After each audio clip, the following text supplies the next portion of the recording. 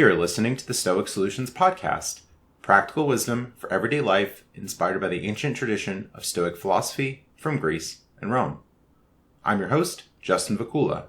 Visit my website at stoicsolutionspodcast.com. This is episode 110. Sam Sivarajan, author of Uphill, How to Apply Ancient Wisdom and Modern Science to Life's Choices and Challenges. Sam is an author, seasoned financial executive, and behavioral scientist with over 25 years of international experience in the finance sector. He successfully led teams and built businesses at some of the largest firms in wealth management and investment banking. Sam has had his work appear in several academic and mainstream publications. In his second book, Uphill, How to Apply Ancient Wisdom and Modern Science to Life Choices and Challenges, he marries ancient Stoic wisdom with modern behavioral science and shares frameworks and tools to help people deal with setbacks and make better personal choices in investing, in building and growing businesses, leading teams, and in their personal lives. All right. Thank you for coming on the show today. Thank you for having me. You went on a mountain climbing adventure that turned out to be something like a philosophical retreat or a learning experience in Stoicism. I did climb Kilimanjaro, and I've climbed a number of mountains and learned many of the lessons that I talk about in the book. Really, I'm using the climbing, the metaphor as the mountain, as a metaphor that I use to describe our journey in life. The choices that we are faced with, the challenges we're faced with, and the decisions that we make. In writing the book, I drew on these experiences in the mountains, my experiences in life, but also those of friends and family. And it's only later that I connected the climbs to my readings in Stoicism as well as my training in behavioral science. So maybe some gradual learning with Stoicism as the mountain climb was gradual as well. Well, exactly. And as a mountain climb, there is peaks and valleys. It goes up and down. And I think that my learning continues to develop in Stoicism or in behavioral science or in life in general. And I think it's one of the things that the Stoics say, which really resonates with me, is the whole concept of progress, not perfection. Right, to look to self-improve, to be humble with ourselves, not to get frustrated if we don't make overnight changes or fail to meet some goal in a short amount of time. Exactly. And what was so appealing about Stoicism that you wrote a book on this topic rather than maybe a book on investing or a different topic that you've explored before? No, that's a great question. I was introduced to Stoicism through a couple of friends, and I started reading Marcus Aurelius's Meditations, Seneca, Epictetus, and it really spoke to me. And it spoke to me at the stage of life that I'm at, where, and especially over the last 5-10 years, and we've had the pandemic, we've had the Great Recession. And it was a period that I was reflecting on life, purpose, society, and all of those things.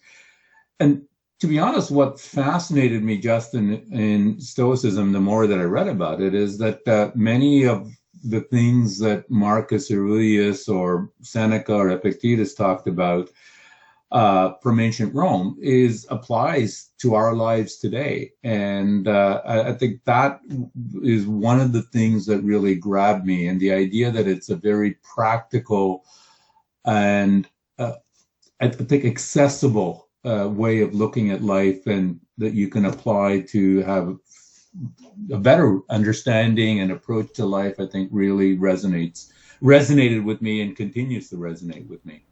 Yes, that touches on a topic or a passage that you wrote in your book. You wrote, despite our hubris that we are so advanced, people 2,000 years ago had the same problems, the same fears, the same questions that we have now. Yeah, isn't that fascinating? We are richer today and have longer and better quality lives than anyone 2,000 years ago, including kings and emperors. But we have the same hopes and fears that Marcus Aurelius or Seneca or Epictetus wrote about 2,000 years ago. And to me, that's because the way our biology works, the way our brains are wired, it hasn't changed, not only in 2,000 years, in thousands of years. But to me, that there's also a bright side to that. It means that we can learn from the past. We can take what worked for the Stoics that they write about, their discipline, their philosophy, their practices, and see how we can apply it to our lives today. And that's sort of what I tried to do in the book. Yes, especially in Stoicism, we have questions of how to handle adversity, how to overcome challenges, how to deal with loss. A lot of these are discussed in your book and in Stoicism in general. 100%. Yes, and finding fulfillment in life is something within Stoicism. Exactly. Yes, and many different paths to fulfillment. It's not like, oh, there's only one way to be. You must follow this particular edict. Or, oh, well, your dad was a dentist, so you should be too. Stoicism is ecumenical in many ways, many different ways to find fulfillment. Well, I think that's a great way of putting it. You've read philosophy. I know about philosophy, different schools of philosophy, and I'm aware broadly of the core teachings of many of the world religions. But what particularly interests me about Stoicism is, as you say, it's not religious, it's not preachy. It recognizes that we're all human and we all have different paths in life, and that those paths have hopes and fears associated with it, that we have our faults. And if you read Meditations or Seneca's letters, it's proof that they weren't perfect. They were a work in progress. And as I've said already, that I love their motto of progress, not perfection. To me, this is completely practical. And I think it serves as a model for all of us to strive to be better, but yet not beat ourselves up for falling short, because we will fall short. And I think that practical approach to understanding the world, today's complex world, acting in that complex world and accepting what is not in our control calmly and serenely is not only practical, but I think it's sorely needed in today's world.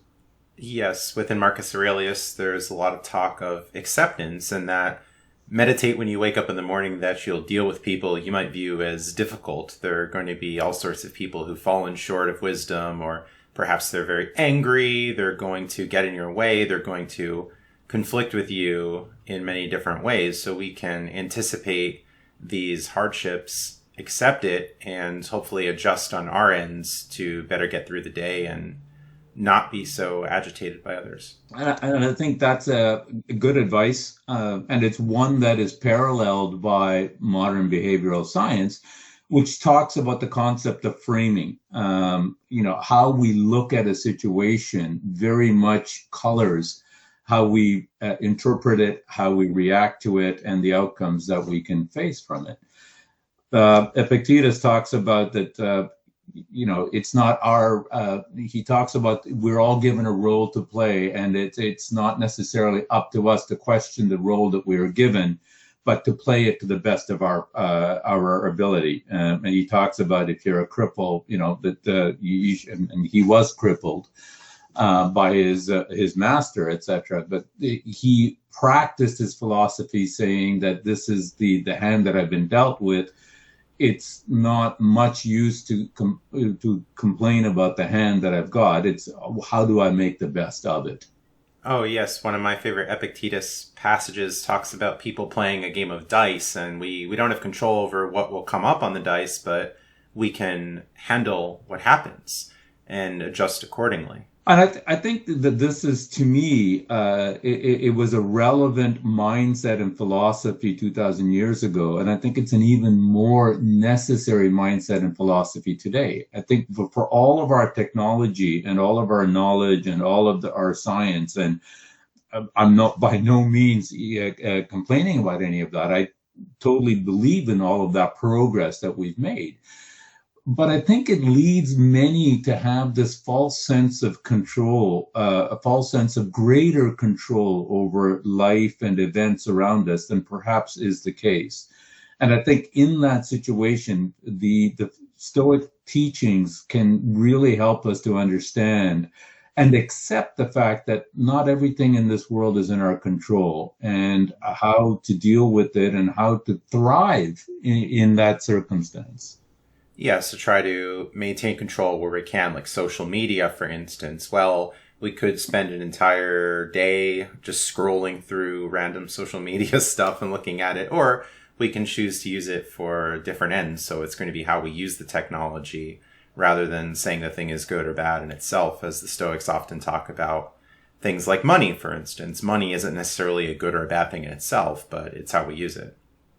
Exactly. It's how we use it, and whether the device, whether it's money or social media, whether we control our use of it or it controls us. I think that's a very big view, from my understanding of Stoicism, that I think that applies to modern life. These are all wonderful tools that we have, as long as we're using the tools and the tools are not using us.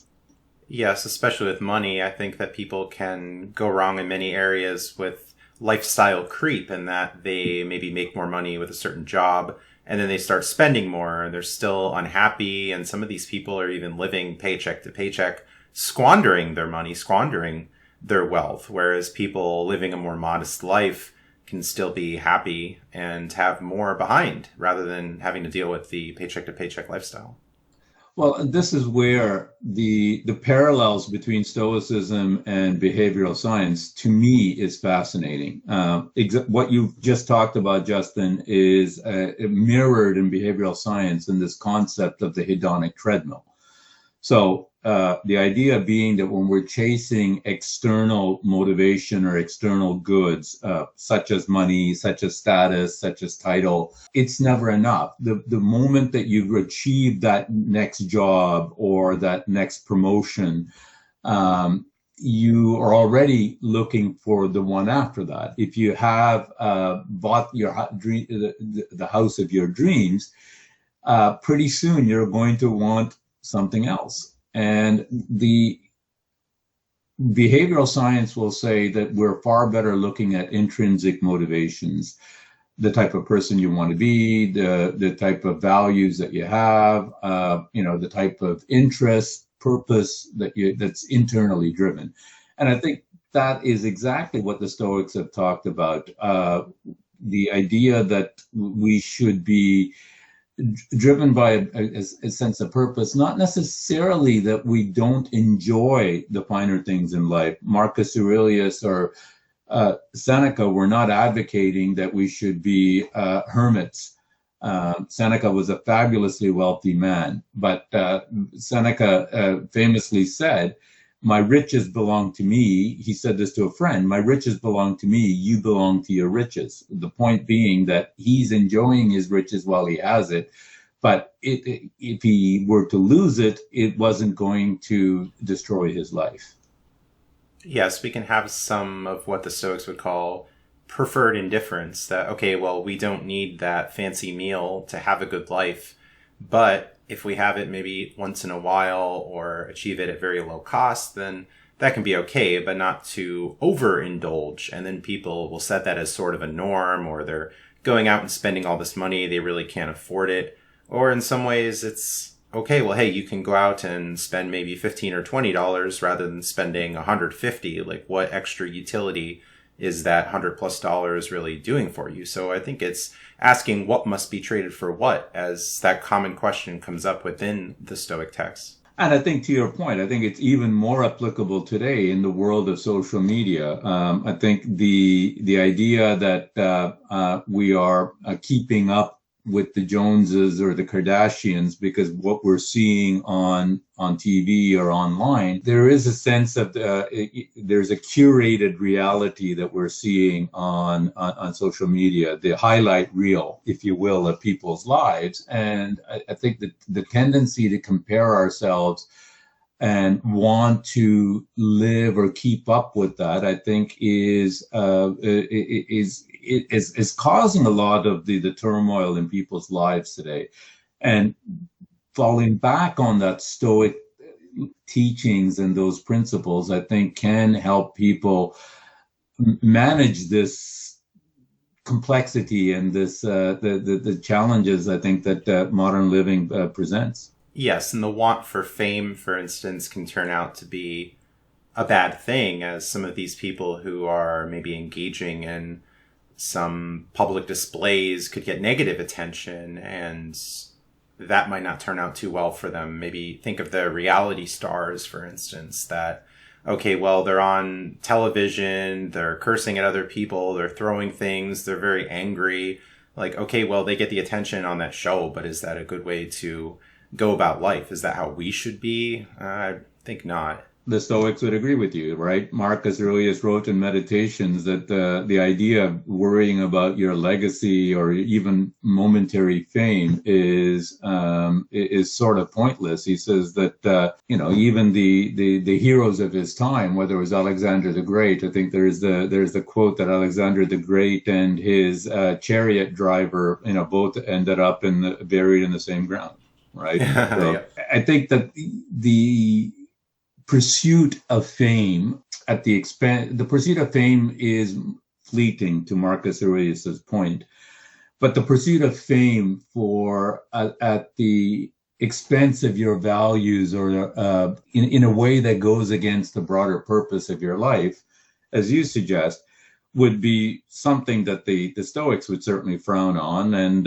would raise an eyebrow at, to say, is this really the life that you want to live? Right. So yes, questioning our role models and picking them very carefully. Are you going to aspire to be someone from the Jersey Shore reality show, for instance, or maybe pick a different kind of role model that's contributing to a better society, or maybe has better personal disposition, or maybe some positive virtue that we can reflect on? I think that's a great point, and it's something I write about in the book, about part of the direction that society is going, and it references a little bit of what Marcus Aurelius says, or the Stoics say, that to pick the right role model. So they talk about Cato, who famously opposed Julius Caesar when he declared himself the dictator of the Roman Empire. And Cato refused to submit, and in those days did what was considered to be heroic. He took his own life on principle.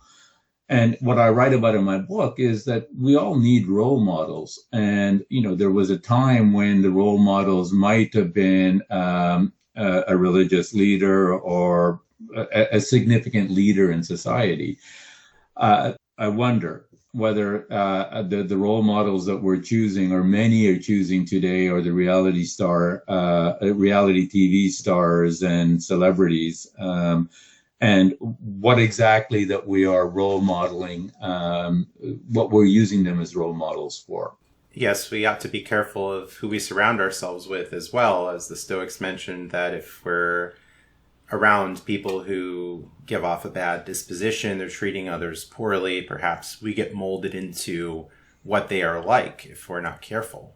So to be careful with who we choose. It's not an elitist attitude, as some talk about the Stoics, but to be careful of who we spend our time with. We only have so many hours in the day, so should we choose better people rather than, oh, well, I grew up with so-and-so, or I went to college with so-and-so, maybe just being more careful.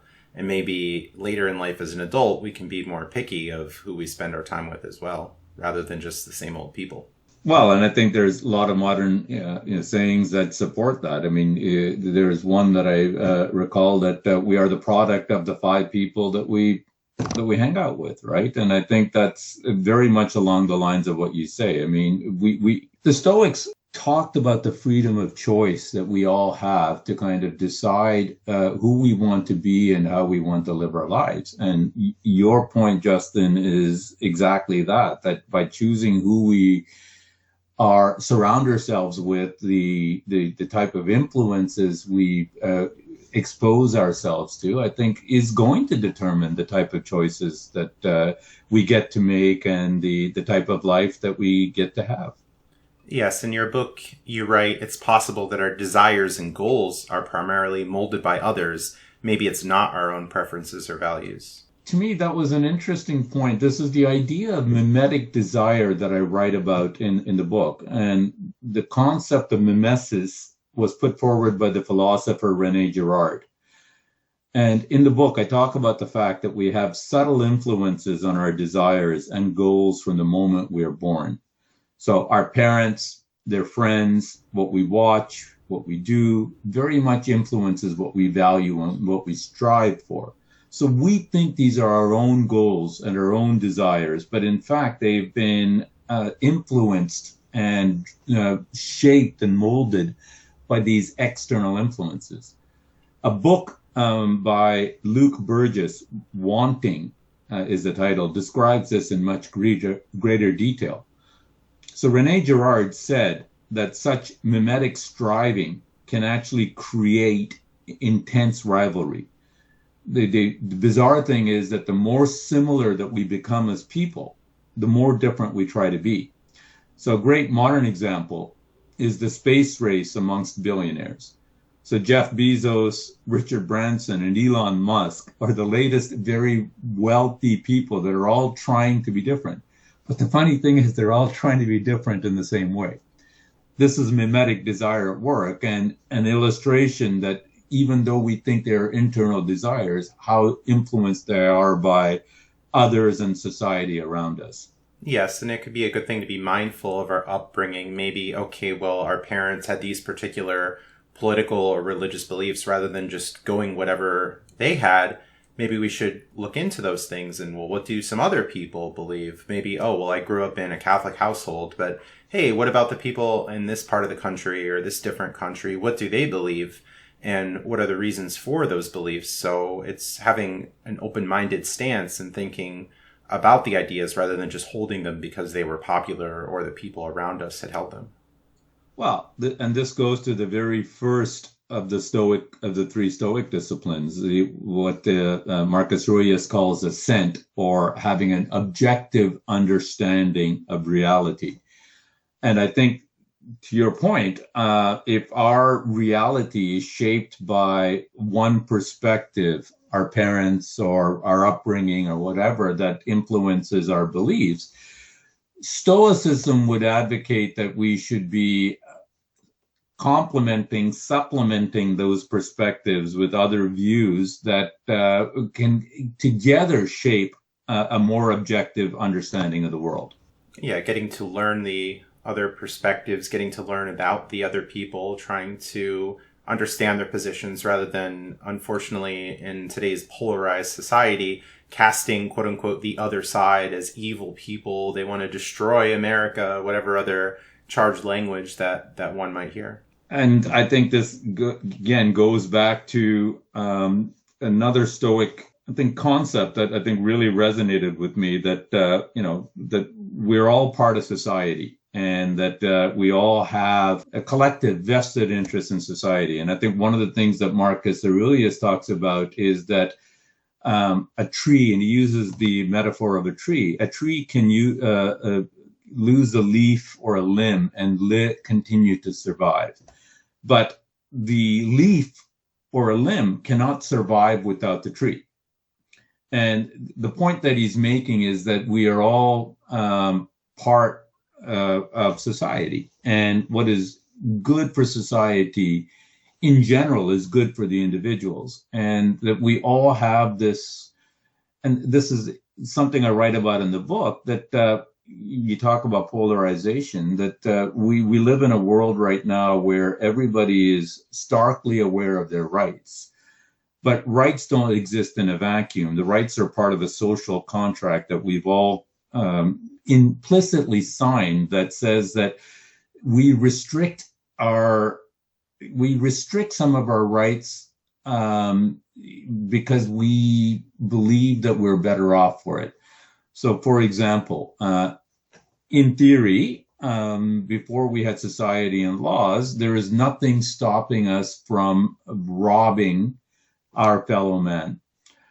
What we've implicitly entered into a contract to restrict our rights, if you will, to rob the fellow man, because that limitation of our rights, that restriction of our freedom, actually makes us better off. We sleep better at night. We enjoy our lives more because we're not looking over our shoulders, waiting for somebody to come and rob us. And if somebody does, in society, we have laws that protect us, that say, okay, that person will be caught and punished. So the point about your point about polarization, etc., that it's a zero-sum game, heads I win, tails you lose, is something that is contrary to what the Stoics believe, and is something that I think is an interesting way to look at and frame the discussions that we're having in contemporary society. Yes, and the Stoics talked about responsibility in how should you treat other people, how should you behave in the world? Should you just be that robber going around taking from people? Like, you have the ability to do that, but should you do that? Is that the right thing to do? Is there a sense of justice in that, as that's also a main theme within Stoicism? And I like those themes, as you say, justice, courage, the virtues that we talk about. And what I like about it is that those are virtues that are talked about outside of a religious context. To me, I don't see it as this isn't a moral dialogue that's happening. It's just, these are if you call it the tools, the toolkit that we would use to live a better and happier life. The idea that the Stoics put forward is that these virtues, the four cardinal virtues, work together so that it becomes a guidebook for how we can live a eudaimonic life, as the Stoics call it, a flourishing life. And I think there's something in that.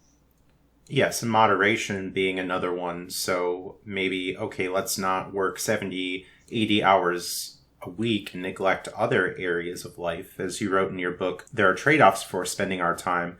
It's difficult to maximize effort in domains like health, family, work, and community. Yeah, I mean, the reality is that whether it was in Marcus Aurelius's time or today, everyone has 168 hours a week, no more, no less. There was research by a social scientist, Anders Ericsson, which was popularized by Malcolm Gladwell in his book, The Outliers, which suggests that you need 10,000 hours to become an expert at something. Putting that and basic math together shows that the time that we spend in any one domain, at work, with the family, with friends, is time that is not spent in another domain. This was the conclusion from a study by Harvard Business School professors who found that the school's most successful graduates also had to make trade-offs in their lives. So it wasn't the case that the graduates who were world famous CEOs also had perfect family lives or perfect health, etc. They had to make trade-offs. And so, but of course, at different times in each of our lives, the priorities will change, and so will the trade-offs we choose to make. But I think the key thing for us, and I think we live in a society where we try to maximize across all domains, but the reality is, given the constraints that we only have so much time, that we only have so much resources, that we only have so much energy, maximization means in one area means minimization in others. So we have to be ready instead to optimize across all these domains. What's the minimum that you want in work that is going to allow you to be present with your family, to be present in the community, to be present, in your healthy lifestyle, etc. And the reality of it is those trade-offs are going to be different for each person, and that's not a good or bad. It's just that we need to recognize, each of us needs to recognize that we have to make that trade-off, either implicitly or explicitly. Yes, and hopefully thinking about what's important to us before we get into that situation, or it's too late in some respects, as many thinking, oh, well, maybe I'll get this brand new car, and oh, well, the monthly payments are $800, $900 a month, and I'll have to work all these hours, and now I don't have this money, and then there's stress, there's financial difficulty. So yes, thinking about those big life decisions before getting into them. Or sometimes people will later in life regret, oh, I missed my opportunity to have children, but maybe it's too late for that, unfortunately. If that's something they really wanted, hopefully they could have considered that earlier. Or people who are younger, in the audience can think about those before it's later in life. And towards the end of the life, people might have these regrets. Oh, I missed out on the opportunity to do this and that. Hopefully that won't be the case. Yeah, it's a great point. One of the early chapters in my book is about climbing the right ladder. And this was a phrase that really struck with me. And it was put forward by the Catholic monk Thomas Merton, who says that we spend our life climbing the ladder rung by rung. And it's only later when we near, and for some of us, when we reach near the top of that ladder, that we start to realize that it might have been leaning against the wrong wall.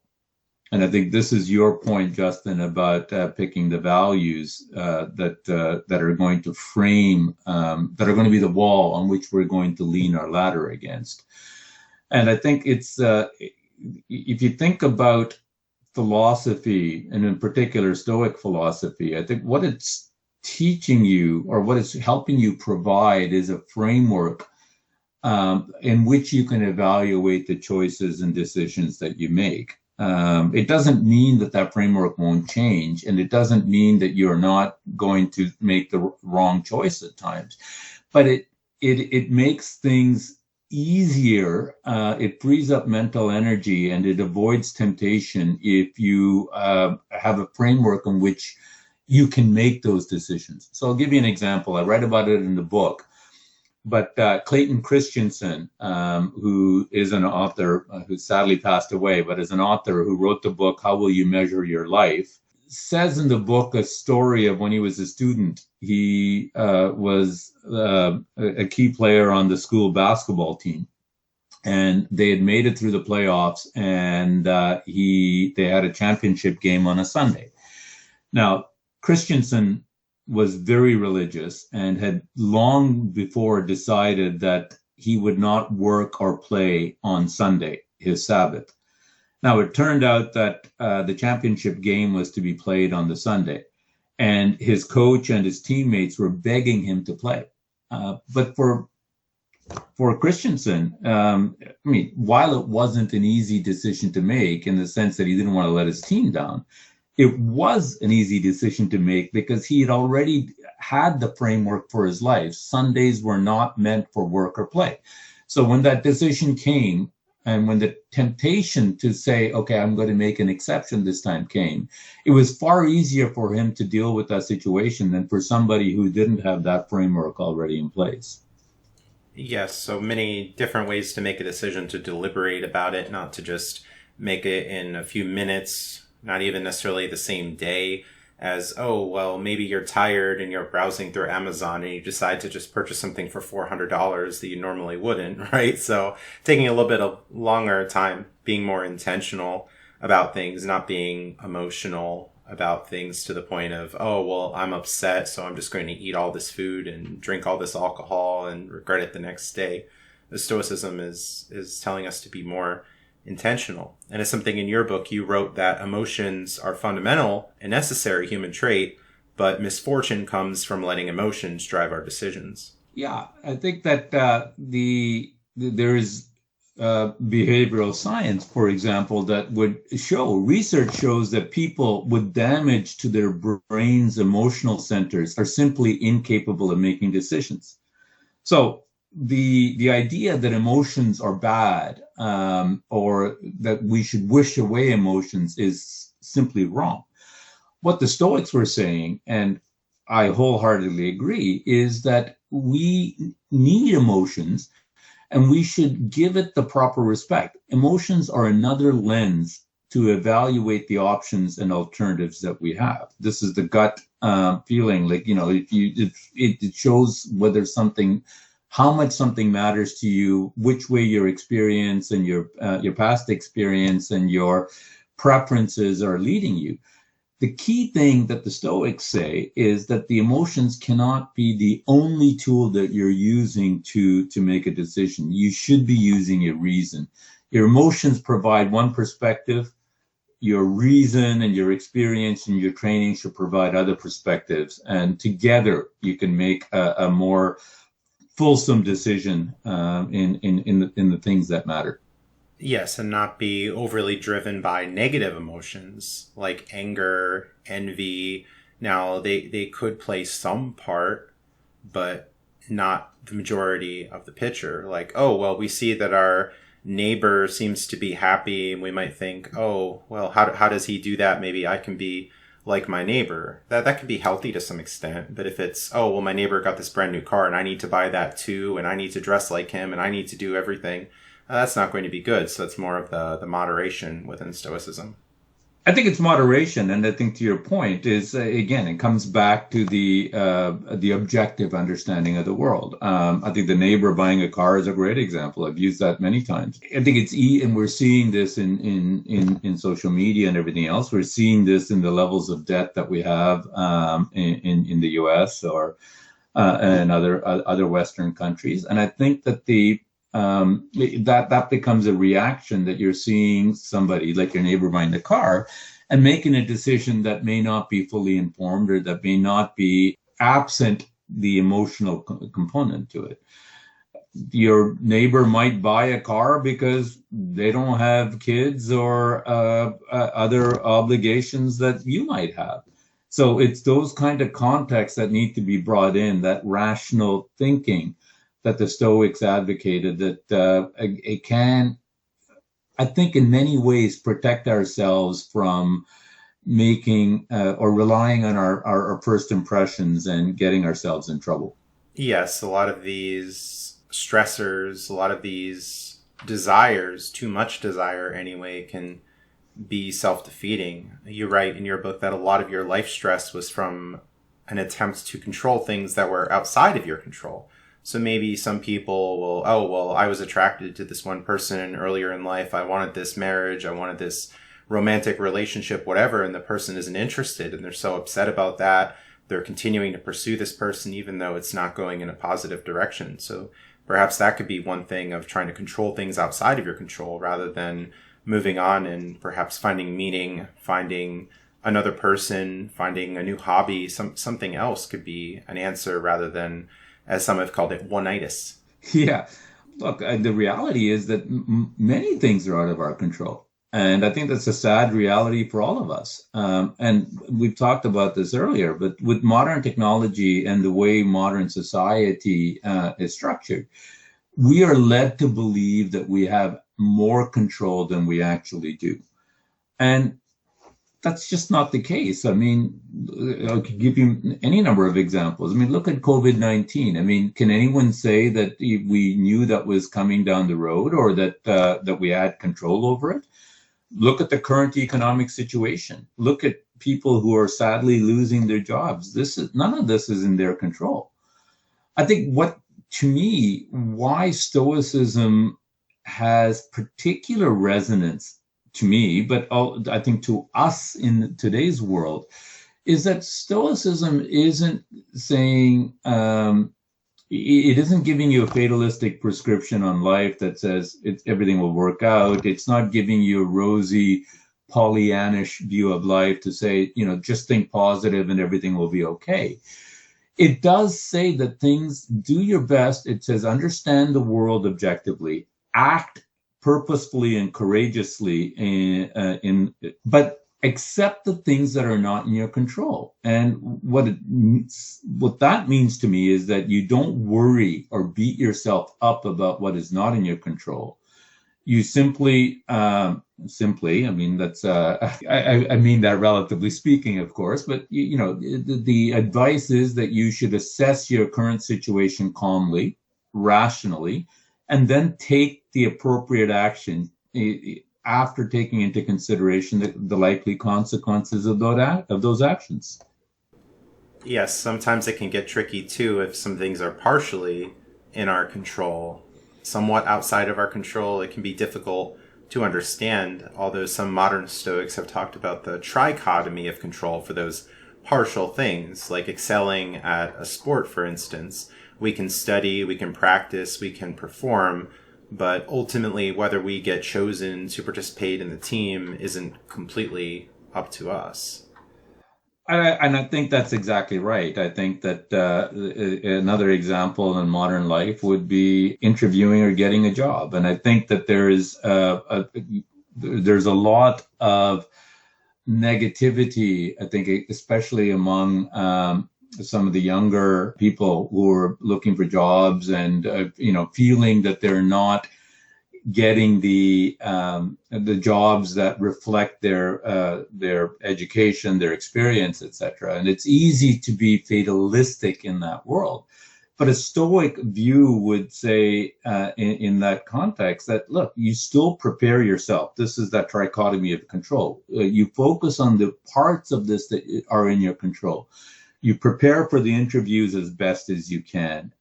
You walk into the interview with as positive an attitude as you can. You dress appropriately for the interview as well as you can. You conduct yourselves in the interview as well as you can. Those are the things that are in your control.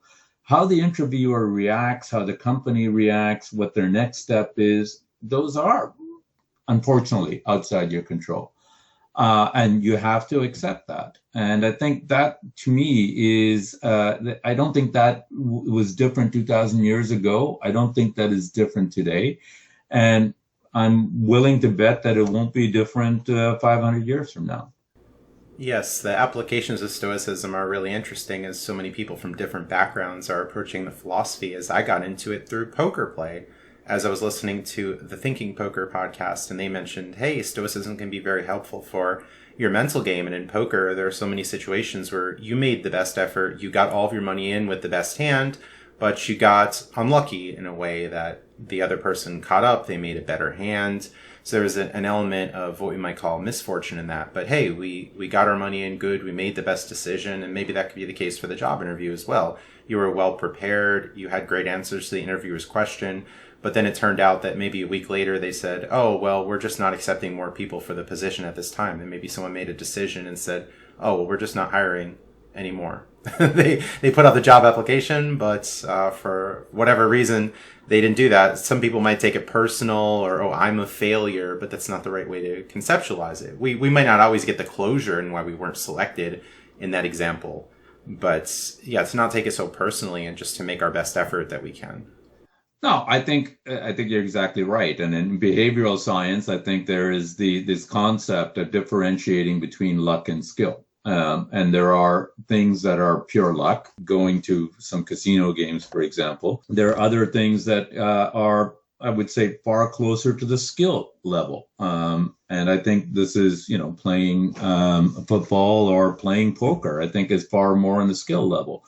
But as we've seen in football or basketball games or in poker, as you mentioned, poker hands, best player, the best team can still lose. And I think this has gotten nothing to do with the ability or the skills of the team or the player. And it's got everything to do with that even in situations of skill or endeavors of skill, which is quote unquote, mostly in that person's control, there is still an element of things that are outside your control. The other person could have a better hand. The other team could simply be having a game or a day that they're better, even though that the team is far further below in the rankings. And I think the idea that we can control everything that we're faced with, I think it leads to overconfidence in approaching these situations. So this lack of intellectual humility. But I think it also creates a lot of the turmoil and the angst, I think, that a lot of people have in today's society, that they believe that they should be able to control the outcome, when in fact they can't. Yes, and some people can unfortunately take on an attitude of entitlement or think that for whatever reason they're unlucky, that the world is conspiring against them in some way, which is not true. It's, you wrote in your book, too many of us think that the world either owes us or that it is against us. That is simply a very wrong and very unhealthy view of the world. Yeah, again, as I said, I think the world is in many ways a random place. We forget that while we want that stock in our portfolio to go up, there are 20 other people that are waiting to sell it to lock in their profits. Their actions affect our outcomes. But there was no malice or bad intention on the part of these 20 people. They were just doing what was rational for them, or what would have been rational for us if we were in the same situation. In behavioral science, this is the concept of fundamental attribution error. So, for example, we have all inadvertently cut off someone when we're driving. I know I do it. But when the other driver is honking at us, what do we tell ourselves? Oh, I didn't see that the lane was ending, or I have an emergency to get to.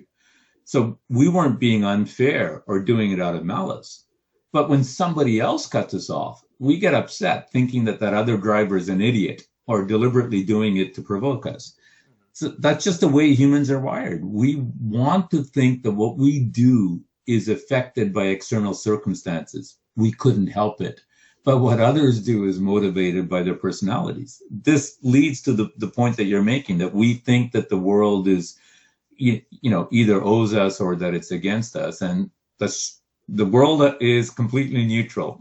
It's neither your fan or your enemy. Yeah, I think even at the poker table, some people legitimately believe that the dealer is intentionally causing them to lose in some way. And as much as the dealers will say, I don't control the cards, I've shuffled the cards, like, people still think that. And some even keep a mental tally of, oh, every time this particular dealer is in the box, I lose. Like, I'm not even focusing on those things as a player. I'm just trying to play my hands the best I could, just making good decisions, while others are wrapped up in all kinds of superstitions and bad ways thinking about things. And I think it's to their detriment, to your point, yes. Justin. I think that, and I think that's what Stoicism, I think, allows you to do. It's not going to guarantee you outcomes, but it's going to maximize the likelihood that you live your life in a way that you are getting the outcomes that you're pursuing. But perhaps most importantly, that you can accept the fact that just because you're pursuing an outcome or pursuing a goal doesn't mean you're going to get it. And I think Stoicism teaches you that in spades, that you should be, you're ready and willing to accept the way the chips fall.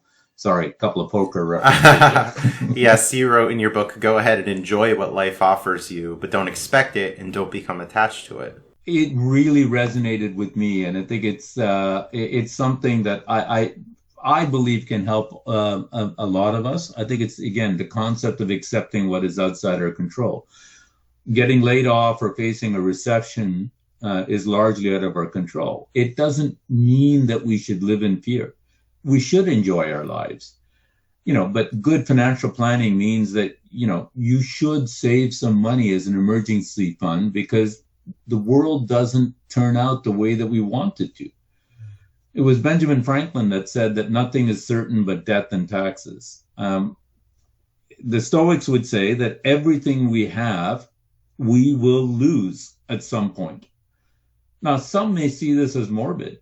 The Stoics saw this as life affirming. I happen to agree. I think, this viewpoint motivated the Stoics to live in the present, to enjoy the moment, to not take any of it for granted. And I think that's good advice for all of us.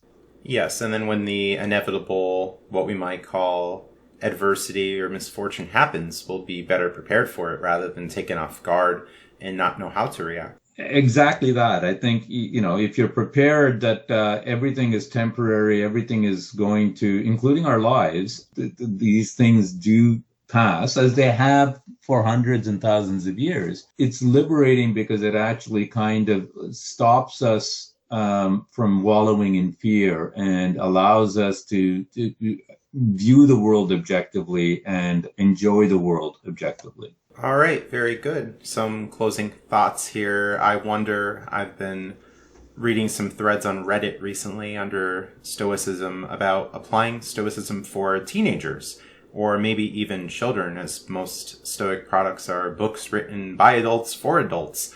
But what would you say that could be applied for teenagers or children? Part of the motivation that I wrote the book, and I wrote it the way I did as a story, is actually, it's not teenagers. I have a 20-year-old daughter, so she's slightly out of the teenage years, but it is for that generation of people. I think the lessons of the values that we talked about, the framework that we choose for life so that, you're not regretting it down the road. I think these are all important lessons, viewing the world of what's in your control and what's not, acting with a sense of fairness and justice. I think these are all important lessons for every one of us, whatever our age or stage in life.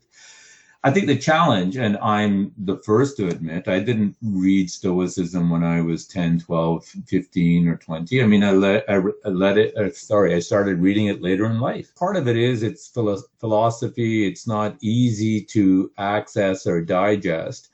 And I think that, but the lessons are important. So one of the motivations for writing the book as a story was hopefully that it's accessible to younger people that take in the lessons of Stoicism, but do it in a more digestible. More should be done in providing the key lessons and takeaways from Marcus Aurelius or Seneca, targeted towards younger audiences so that they can actually incorporate it earlier in their lives and their decision making. And I think it could. I think it can only do good. Yes, maybe acceptance, as we talked about, can be important because maybe children, teenagers might not really like being in school. Maybe they don't get along with their teacher. They don't find some of the topics interesting. But maybe it's okay. Well, this is just this phase of life and this is what I have to do. But maybe I can make the most of it. Maybe I can find something interesting in school. Maybe I can find good friends. Look at the positives instead of being overly focused on the negatives could be one thing. And I think that's exactly right. I think that I'm not sure too many people that enjoyed school all the time when they're going through in this age or any age. But I think your point is right. I think, and again, this comes back to the lessons from Stoicism, having good role models or mentors, and I think that applies not just from a career perspective, but even as young people in going through school or growing up, like who are their models and mentors that they can pattern themselves after when they're going through that period? Oh, I don't like school, etc. Or do they have people that they can look up to, that they can showcase that, look, learning about algebra today, you may never solve algebraic equations, 20 years from now, but it teaches you certain things that the ways of thinking. It teaches you certain discipline and rigor that is going to help you in no matter what you do. I think those are good lessons and teachings to provide. Very good. Yes, having an attitude of gratitude. I think an important thing is many can be down on themselves because, oh, my life isn't a certain way. I don't have access to everything that the other kids in school might, or oh, well, look at so-and-so, he's has these wealthy parents and mine aren't. And some people can get in a sad state, or with social media, the comparison between other people. It can get dicey. I think the attitude to gratitude, it's a great way of putting it, Justin, and I couldn't agree more. I think that we all, no matter what our circumstances, have a lot to be grateful for. And it's easy for each of us to look at what we don't have instead of be grateful for the things that we do have. All right, very good. So wrapping up, how can people find you online? They can find me online on my website, www.samsivarajan.com. There is a bit about me, writings that I do on online, but also links to my books on Amazon and other venues. All right, and if you could spell your name / website for the listeners? It's www.samsivarajan, SIVARAJAN.com. All right, very good. And your newest book? It's called Uphill: How to Apply Ancient Wisdom and Modern Science to Life's Choices and Challenges. All right, very good. And any social media that they might be able to connect with you on? Yeah, I'm on LinkedIn, I'm on Twitter, I'm on Facebook, and all of those links they can find on my website. And I'd love to hear from your listeners and talk about all things Stoicism. All right. Any upcoming projects, upcoming books? I have a book idea, but it's early stages yet. So the idea stage and not much further than that. But again, more on the story of along the lines of Seneca's shortness of time, that we are all given life isn't short, but how we make use of it. All right, very good. Thank you for the conversation today. A very quick hour or so. I appreciate it, Justin. It was a fun conversation. Thank you for having me. Thanks for listening, and stay tuned for more content. See the show notes for more information and links surrounding topics discussed in today's episode. Support my efforts through Patreon, found at stoicsolutionspodcast.com. Access special perks, including having upcoming podcast guests answer your questions, custom-made podcast episodes, and private one-on-one calls to discuss whatever you'd like. Visit my other podcast at hurdygurdytravel.com. That's HURDYGURDY travel.com to learn how to make money, save money, and travel the world at low cost with credit card rewards, deals, and loyalty programs.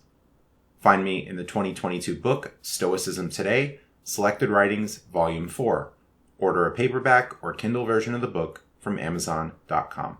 Thanks to generous patrons and fans of this podcast who help support my work. Have a great day.